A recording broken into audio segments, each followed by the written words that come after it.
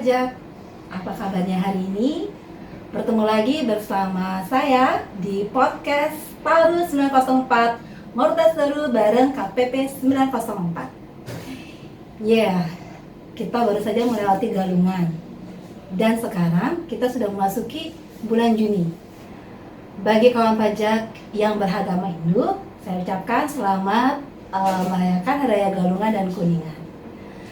Nah, pada kesempatan hari ini kita akan ngobrol seru seputaran program DJP yang diberikan khusus dan spesial untuk wajib pajak di tahun 2022.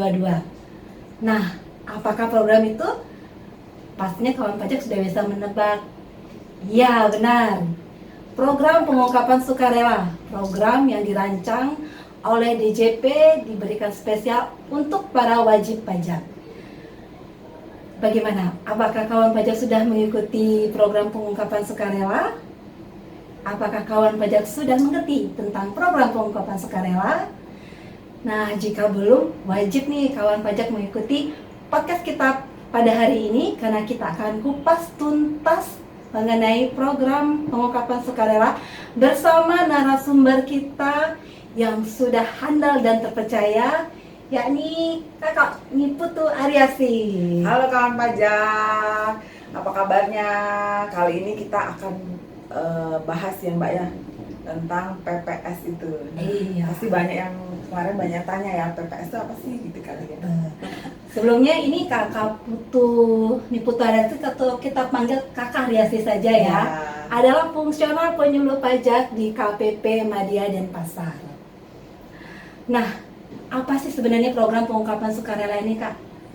Oke, jadi program pengungkapan sukarela adalah program khusus yang diberikan pemerintah, dalam hal ini Direktorat Jenderal Pajak, untuk memberikan kesempatan kepada para wajib pajak yang mungkin belum sepenuhnya mengungkapkan harta atau melakukan kewajiban perpajakannya.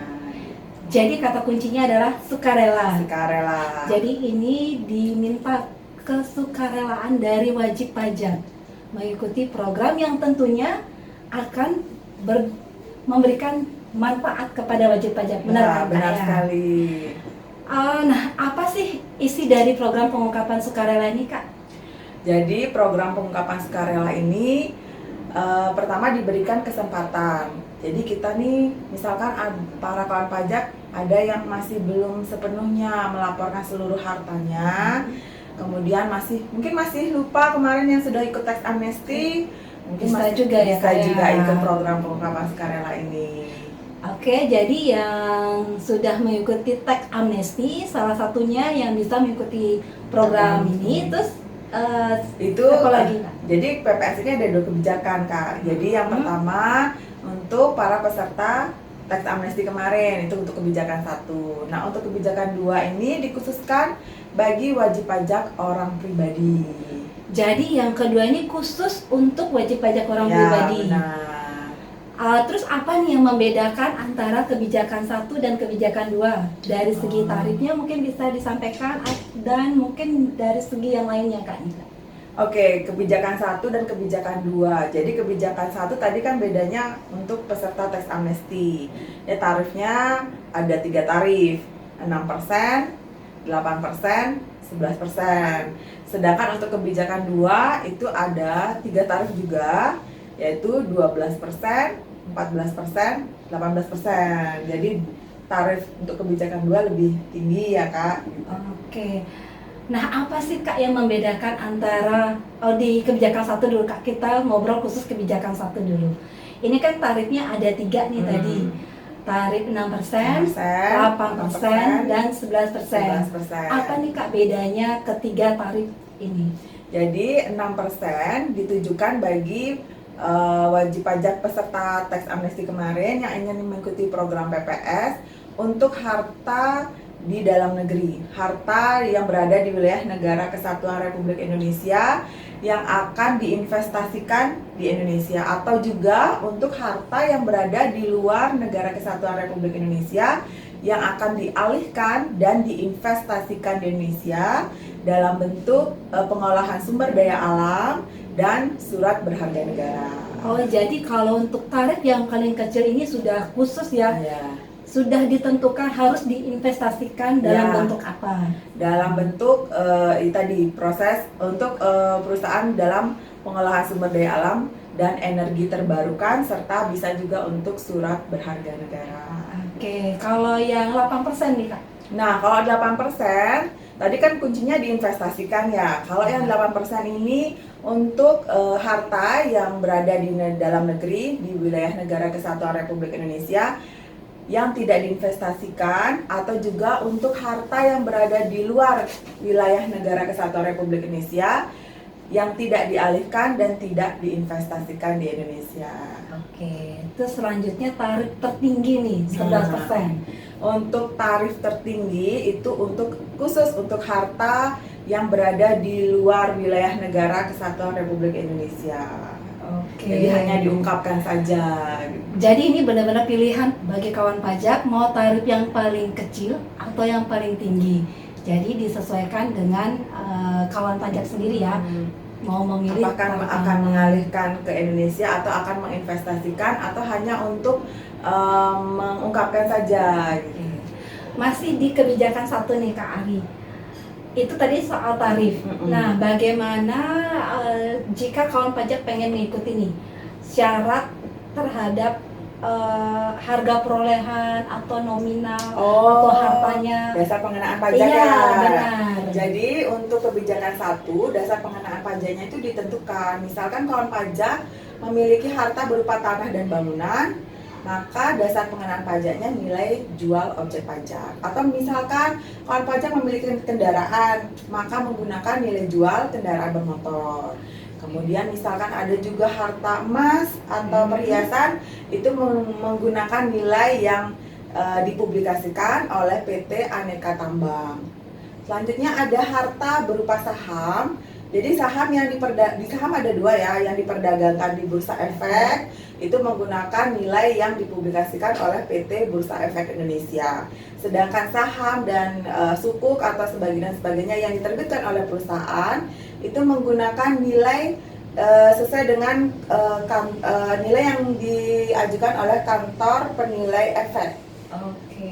Namun kalau misalkan pajak memiliki harta yang tidak memiliki seperti yang tadi disebutkan, tidak ada nilainya, tidak ada nilai publikasinya, dapat menggunakan nilai sesuai dengan penilaian dari kantor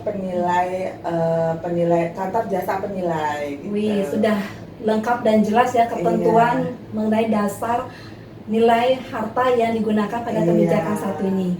Nah, nilai hartanya ini per kapan ya untuk kebijakan satunya? Oke, jadi kalau kawan pajak memiliki harta mulai dari 1 Januari 1985 sampai batas akhirnya kan 31 Desember 2015. Jadi menggunakan nilai per tanggal 31 Desember 2015. Oke.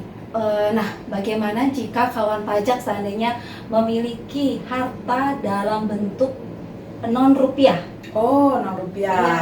Jadi kawan pajak apabila memiliki harta dalam bentuk nilai selain rupiah itu menggunakan dikonversikan menggunakan kurs Menteri Keuangan per tanggal 31 Desember 2015. Jadi harus dikonversi dulu ke dalam bentuk rupiah dengan kurs yang sudah ditetapkan oleh Menteri Keuangan. Wow, tambah jelas nih. Tambah jelas penjelasan dari Fungsional Pemilu kita. Tadi itu sudah kita bahas kebijakan satu nih. Sekarang kita beralih ke kebijakan kedua. Boleh dong diceritakan juga tentang kebijakan dua seperti apa nih Kak Ari? Oke, jadi kebijakan dua itu dikhususkan bagi wajib pajak orang pribadi. Orang pribadi yang belum sepenuhnya melaporkan keseluruhan harta yang dimiliki pada SPT tahunan tahun pajak 2020. Oh, jadi dilihatnya SPT tahunan 2020. Dengan basis hartanya? Basis hartanya per 31 Desember 2020. Jadi misalkan pada SPT baru melaporkan 3 harta. Misalnya kan sebenarnya masih ada 2 harta yang belum dilaporkan. Jadi 2 harta yang belum dilaporkan tersebut dimasukkan dalam program PPS. Kalau tadi di kebijakan 1 kan dia range-nya dari harta tahun 1985 sampai dengan 2015. Nah, kalau untuk kebijakan kedua Itu tanggal 1 Januari 2016 sampai dengan 31 Desember 2020. jadi yang belum diungkapkan pada SPT tahunan 2020 bisa mengikuti kebijakan kedua. Iya, benar. Nah, terkait tarifnya nih bagaimana ini? Apakah sama atau beda nih Kak dengan kebijakan yang pertama? Oke, jadi kan tadi kebijakan 1 tarifnya 6, 8, 11. Ya. Sekarang kebijakan 2 tarifnya 12, 14, 18%. Jadi 12% itu ditujukan bagi harta yang berada di wilayah Indonesia, Negara Kesatuan Republik Indonesia, maupun harta yang berada di luar wilayah negara NKRI yang akan dialihkan dan diinvestasikan di Indonesia. Oke, diinvestasikan ini di mana nih Kak Ari?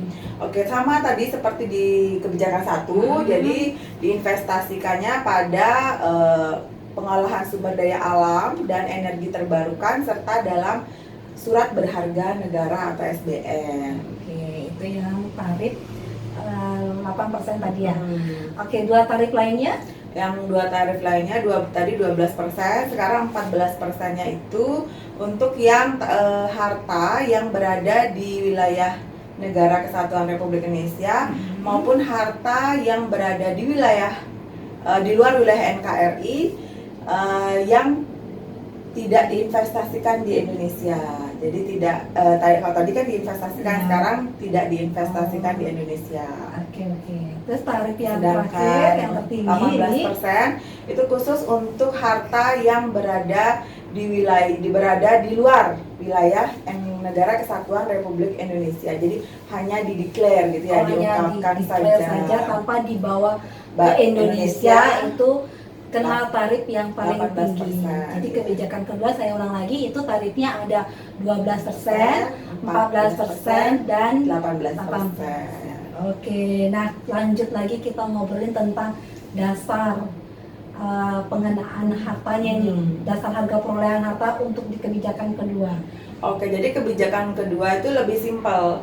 Jadi dasar pengenaan pajaknya adalah harga perolehan. Jadi harga perolehan pada saat kawan pajak memperoleh harta tersebut. Kalau tadi kan menggunakan nilai yang dipublikasikan oleh nilai misalkan ke NJOP gitu kan ya.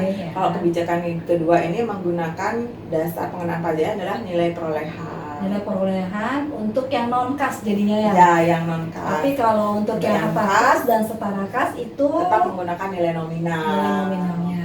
Oke, jadi tambah jelas ya kawan pajak ya antara kebijakan 1 dan kebijakan kedua.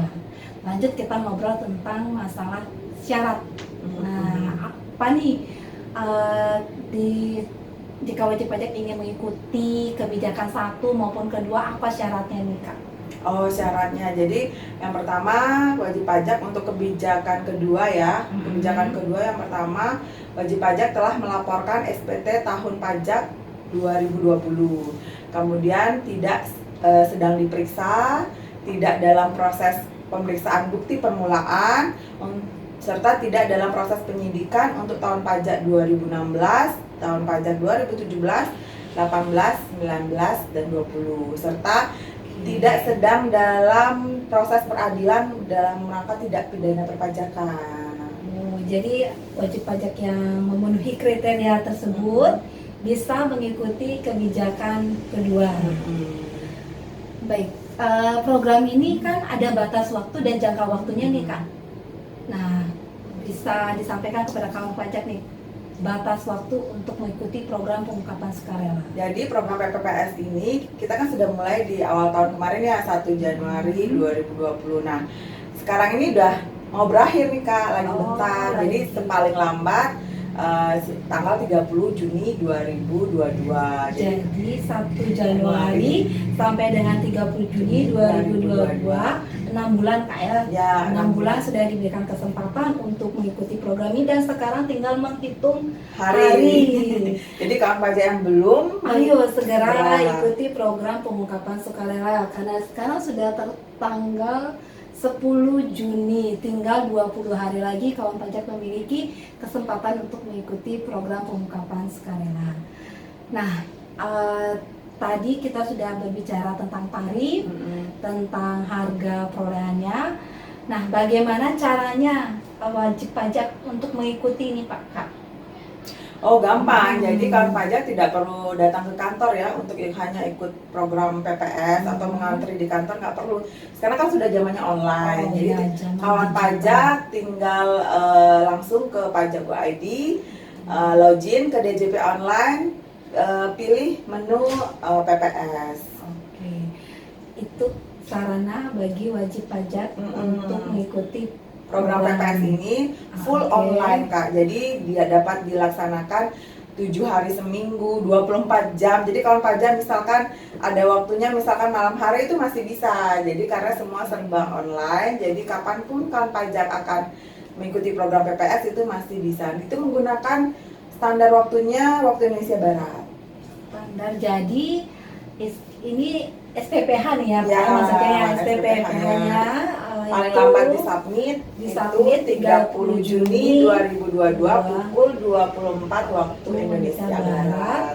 dan bisa melalui laman DJP online Benar. 1 kali 24 jam. Iya, kapan Oke. aja bisa. Jadi kawan pajak nggak usah berbondong-bondong datang ke kantor pajak seperti zamannya teks amnesti Iya, dulu, Kak, benar. Kalau dulu kan ngantre ya. Antrean panjang dan sangat menyita waktu. Sekarang dengan zaman digitalisasi, DJP pun memfasilitasi untuk pelaporan SPPH secara online. Wih, cukup menarik nih bincang-bincang kita bersama Kak Aryasi. Kita lanjut Kak, saya lihat dulu ini. Saya mau bertanya tentang selanjutnya. Nah, SPPH ini sendiri harus dilengkapi dengan apa nih Kak? Oke, jadi SPPH itu kan surat pernyataan pengungkapan harta ya Kang Pajak. Itu wajib disubmit melalui DJP online. Nah, dilengkapinya yang pertama harus ada bukti pembayaran atau NTPN-nya, nomor transaksi penerimaan negara. Jadi disesuaikan tadi berapa PPh final yang terutang sesuai dengan harta yang diungkapkan dikalikan tarif, kemudian disetorkan ke kas negara terlebih dahulu. Selanjutnya dilampiri juga dengan rincian daftar harta dan daftar utang kalau ada ya. Kalau dimiliki daftar utang itu dilampirkan juga. Tunggu dulu. Jadi tadi ada hutang. Jadi ini sama dengan program teks amnesti Kak ya. Ada harta. Nanti setelah dikurangkan dengan hutangnya diperoleh harta bersih. Nah, harta bersih ini yang dikalikan tarif sesuai dengan yang diinginkan oleh wajib pajak. Ya, Seperti itu. benar. Jadi Oke. apabila kawan pajak pada saat memperoleh harta tersebut memiliki hutang itu bisa dikurangkan. Nah, hutangnya sendiri seperti apa Kak? Pada kebijakan satu dan kedua apakah sama nih Kak atau berbeda ketentuannya? Jadi kalau hutang yang boleh dikurangkan adalah nilai pokoknya saja Kak. Nilai pokok utangnya saja yang masih outstanding. Ini untuk yang baik kebijakan 1 maupun kebijakan 2. Untuk kebijakan 1 kan tadi harta yang per 31 Desember 2015. Jadi misalkan pada harta utang per 31 Desember 2015 yang masih outstanding itu berapa? Nah, untuk badan dan orang pribadi ada persentasenya. Oh iya. Bagaimana Kak ini? Ada. Jadi kalau untuk orang pribadi yang boleh dikurangkan hanya sebesar 75% ya. 70%. 70%, sedangkan untuk badan itu sebesar 50%. Ya, jadi kita lihat kembali ketentuan dari teks amnesti terkait dengan persentase hutang yang boleh dikurangkan pada kebijakan 1. Oke, saya clearkan dulu untuk yang ini. Jadi kebijakan 1 itu untuk menghitung harta bersih itu harta dikurangi dengan hutang. Hutangnya ini persentase jadinya kaya dan ini mengikuti ketentuan pada undang-undang teks amnesti. Sementara pada kebijakan kedua, harta bersih ini diperoleh dengan mengurangkan harta dengan pokok hutang. Mm-mm. Pokok hutang per tanggal 31 Desember Desember 2020. Oke, itu untuk jadi begitu kawan pajak. Jadi yang diambil adalah harta bersihnya. Silakan dikumpulkan dulu harta-hartanya, dikumpulkan dulu hutang-hutangnya, nanti dicari harta bersihnya, setelah itu baru dikalikan dengan tarif yang sesuai dengan kebijakan 1 maupun kebijakan 2 yang ingin kawan pajak ikuti. Wow, sekarang kita lanjut nih Kak Ari dengan persyaratan tadi sudah. Untuk yang ingin menginvestasikan harta bersihnya ini, apa ketentuannya Kak Ari? Apakah harus membuat surat pernyataan atau bagaimana? Oke, jadi untuk yang tadi menyatakan akan menginvestasikan hartanya di Indonesia, itu dilampirkan surat pernyataan pengalihan harta. Paling lambat pengalihan hartanya itu per 30 September 2023. Oke, 2000 investasi ya 2023 kalau pengalihan ya kalau pengalihan itu dia paling lambat 30 September 30 September tahun 2022. Sementara kalau untuk diinvestasikan dia paling lambat 30 September 2023. Oke. Nah, bagaimana jika kawan pajak ternyata pada saat mau mengikuti kebijakan kedua ini ada masih pengajuan keberatan, banding, atau mungkin masih ada sengketa atau bagaimana mekanismenya Kak Ari atas Jadi permohonan tersebut? Oke, jadi apabila kawan pajak pada saat mengikuti program PPS ini, itu sebelumnya harus membuat surat pernyataan pencabutan permohonan, Kak. Jadi baik itu permohonan pengurangan sanksi, keberatan, banding, putusan peradilan ataupun pengurangan pengembalian kelebihan pembayaran pajak, itu harus dicabut terlebih dahulu. Harus cabut dulu semuanya, baru bisa mengikuti program PPS ini. Nanti mencabutnya juga di situ ya, di surat pernyataannya langsung di laman DJP online. Oh, langsung juga kita membuat surat pernyataan di situ untuk mencabut. Iya, nanti di-upload Kak, di-upload surat pernyataannya. Di-upload surat pernyataan. Oke. Jadi ingat kawan pajak, kalau masih punya permohonan seperti keberatan, banding dan sebagainya yang masih terkait untuk dicabut, itu silakan diajukan surat pernyataannya. Dan surat pernyataan ini bisa langsung dilengkapi pada saat membuat SPPH di laman DJP online. Itu untuk yang keberatan kayak sama permohonan sanksi. Sementara kalau yang banding itu harus ada surat pencabutan. Ya, nah, seperti itu kurang lebih ya kan pajak ya. Jadi nanti silakan dicek-cek terlebih dahulu apakah memang ada memiliki permohonan keberatan, banding, itu silakan dicabut terlebih dahulu. Baik, kita mau tanya lagi. Seandainya nih wajib pajak yang akan mengikuti kebijakan kedua terlanjur melakukan pembetulan SPT tahunan tahun pajak 2020. Nah, ini bagaimana ini, Kak?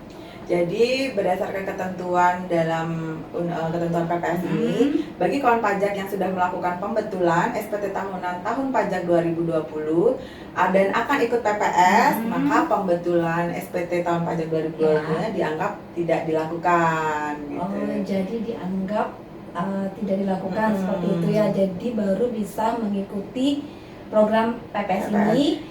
Nah, bagaimana dengan uang yang sudah terlanjur disetorkan ke kas negara tersebut?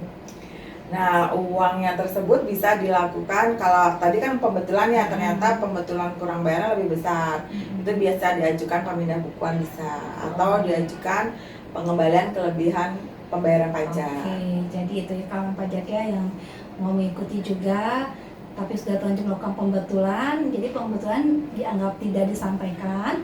Nah, atas setorannya itu bisa dilakukan pemindahan bukuan ke jenis pajak lainnya. Karena yang seperti saya ketahui untuk pembayaran program kebijakan 1 maupun kebijakan 2 ini tidak boleh dilakukan dengan pemindahan bukuan. Benar ya Kak? Benar. Jadi kawan pajak yang harus diingat pada saat kawan pajak akan membuat surat pernyataan SPPH, jadi kalau bisa sih kode billingnya langsung dibuat di aplikasi tersebut biar tidak terjadi kesalahan kode billing, karena pembayaran via pemindah bukuan itu tidak bisa dilakukan. Iya, tidak bisa dilakukan. Iya. Oke, jadi ingat kawan pajak ya, buat billing dengan benar. Nah, saya mau ikut nih Kak, kebijakan kedua, tapi saya belum lapor SPT tahunan nih.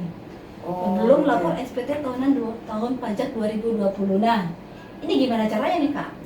Oke, bagi kawan pajak yang ingin mengikuti program PPS kebijakan 2 tapi belum lapor ya, belum lapor SPT tahun pajak 2020, Iya. jadi kawan pajak mesti lapor dulu SPT tahun pajak 2020. Kemudian harta yang akan dilaporkan dalam SPT tahun pajak 2020 itu disesuaikan dengan harta yang SPT tahun sebelumnya. Jadi tahun 2019 plus ditambah harta yang memang berasal dari penghasilan di tahun pajak 2020. Oke, misalnya saya terakhir lapornya di tahun 2017.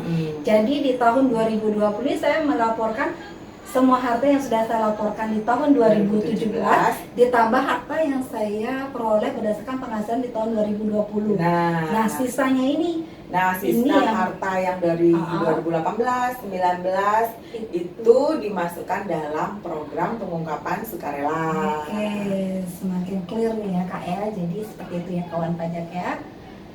Lanjut kita ngobrolin lagi tentang SPPH Kak. Ada yang tertunda nih tadi. Saya sudah melaporkan SPPH nih, tapi ternyata ada nih harta saya yang kurang saya laporkan. Nah, ini gimana nih Kak nih? Jadi kawan pajak yang mungkin kelupaan melaporkan beberapa hartanya mungkin karena banyak kali ya. Iya. Jadi kawan pajak dapat melakukan mensubmit lagi SPPH kedua, ketiga, keempat dan seterusnya. Tapi yang penting sebelum 30 Juni 2022. Jadi bisa terus pembetulan ini ada batasannya? Batasannya paling lama, pembetulan sih nggak ada batasan, tapi paling lambat disubmit sampai 30 Juni 2022. Oke. Ini pembetulannya ini terkait apa aja nih bisa Kak? Selain Misalkan, menambah harta ini. Misalkan pada saat submit salah tulis misalkan nama hartanya atau salah hitung tarifnya karena mungkin yang pertama ingin menginvestasikan tapi ternyata berubah pikiran nih. Nah, jadi dia investasi cuman declare aja deh, berarti otomatis kan tarifnya lebih tinggi. Nah, itu bisa dilakukan submit SPPH kedua, ketiga, keempat dan seterusnya. Terus nih galau nih Kak, saya udah ikut, aduh saya nggak jadi deh ikut Kak. Nah, itu boleh nggak Kak?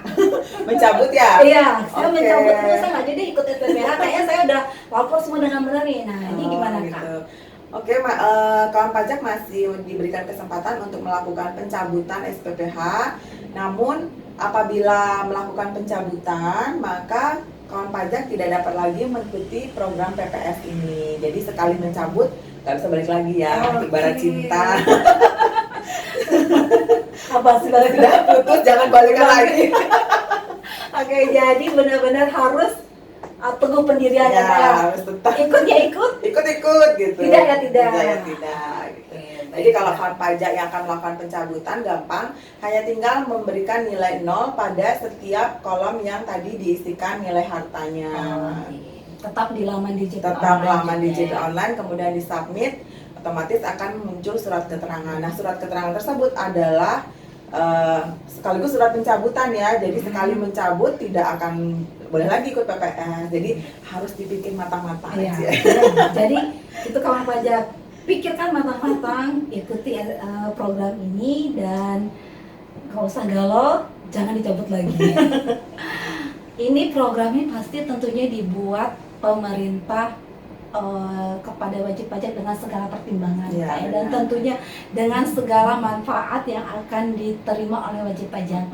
Nah, ini bisa disampaikan nggak Kak? Ini apa sih manfaat yang diterima sama wajib pajak jika mengikuti program PPS ini? Oke, kawan pajak. Jadi bagi kawan pajak yang akan mengikuti program PPS, kita lihat ya benefitnya banyak loh. Jadi pertama, kawan pajak tidak akan diterbitkan ketetapan pajak itu untuk tahun 2016 sampai 2020. Nah, ini untuk kebijakan keduanya. Untuk kebijakan keduanya kan, jadi tidak diterbitkan ketetapan pajak. Apabila nanti misalkan Direktorat Jenderal Pajak memiliki data harta yang wajib pajak sudah laporkan dalam SPPH, jadi tidak dilakukan tidak terbitkan ketetapan pajak gitu. Terus untuk kebijakan satunya, manfaatnya? Untuk kebijakan satu, jadi apabila kawan pajak, apalagi apabila nanti ditemukan data harta itu tidak dikenakan sanksi yang 200% itu. Yang jadi momok itu jadi sanksi momok yang ya. 200%. Sanksi 200% yang tercantum pada Undang-Undang Teks Amnesty. Iya, benar.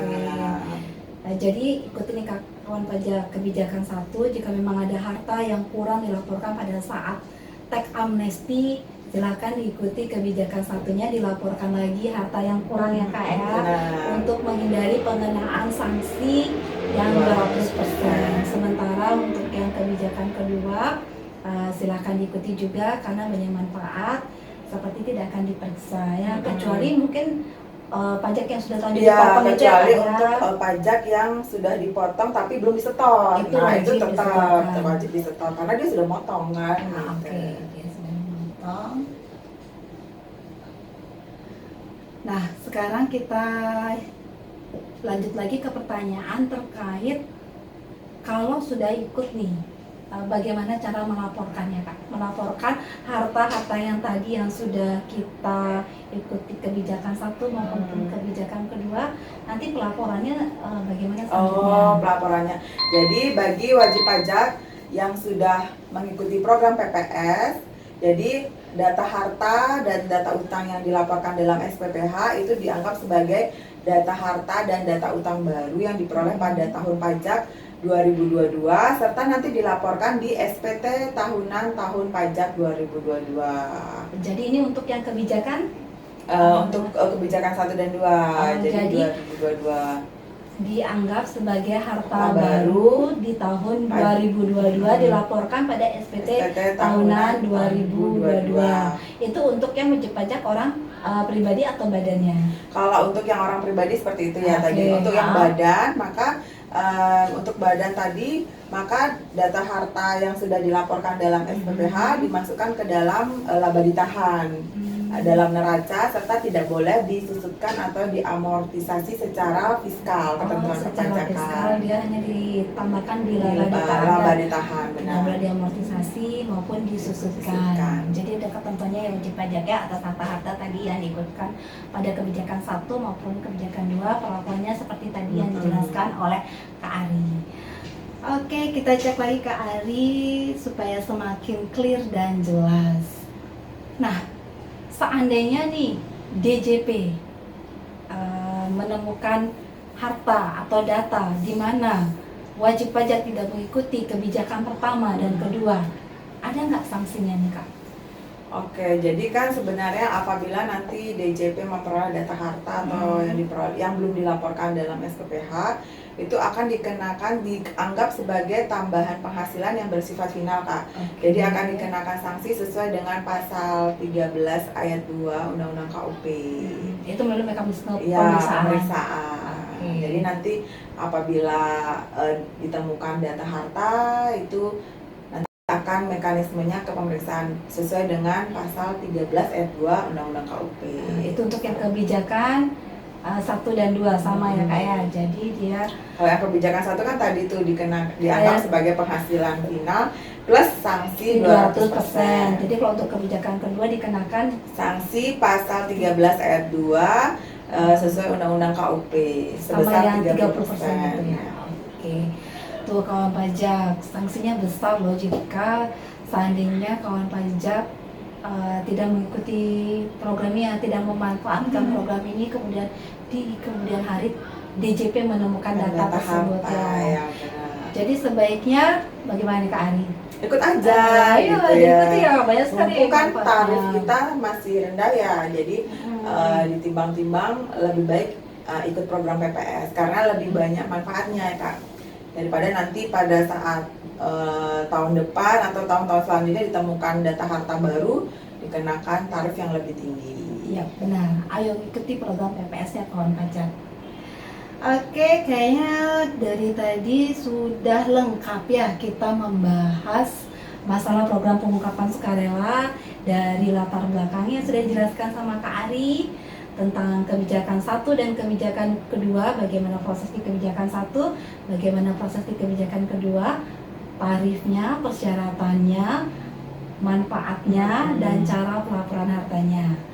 Nah, ada lagi yang mau ditambahkan ini Kak Ari? Oh ya, jadi saya tambahkan, jadi untuk kebijakan 1 itu dipastikan kode billing yang terbit 411128 427. Sedangkan apabila kawan pajak mengikuti kebijakan 2, dipastikan kode billingnya 411128, kode jenis setorannya 428. Oke, karena balik tadi ya, kalau salah itu tidak bisa di PBK.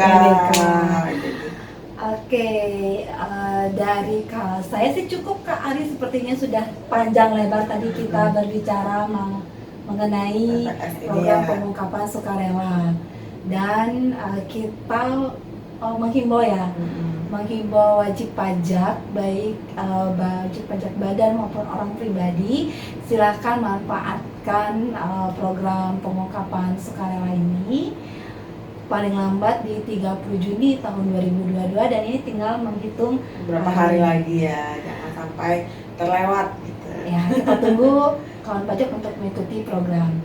Dan kita juga sampaikan jangan lupa untuk memfollow akun Instagram kita di @pajakmedia_denpasar untuk mendapatkan update informasi perpajakan yang terkini.